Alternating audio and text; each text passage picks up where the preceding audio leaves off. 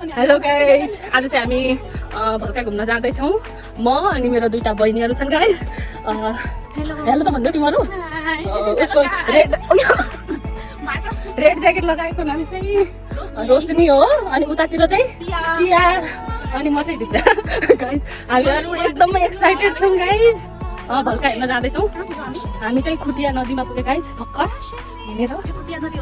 अनि के नदी त अनि यता चाहिँ छाडी छ गाइज, एकदमै डर लाग्दो। अनि हामी हिँडेर जाँदैछौँ गाइज, घरबाट हिँडेर आएको हामी चाहिँ। हामीसँग साधनै छैन गाइज, के गर्ने, अनि हिँडेर आउनु परिहाल्यो होइन। अनि हामी भोकै पनि आएको गाइज फेरि।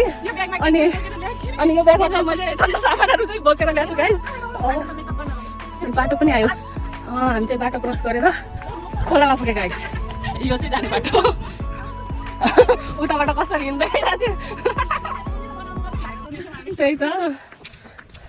यहाँ साना साना बहिनीहरू पनि छन् गाइज। हेलो भन्देऊ, लाजले भागिहाले।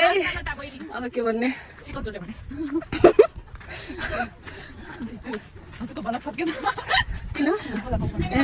आधी भ्लग चाहिँ एकछिन पछि आउँछ गाइज। यो चाहिँ आधी भयो। Okay by.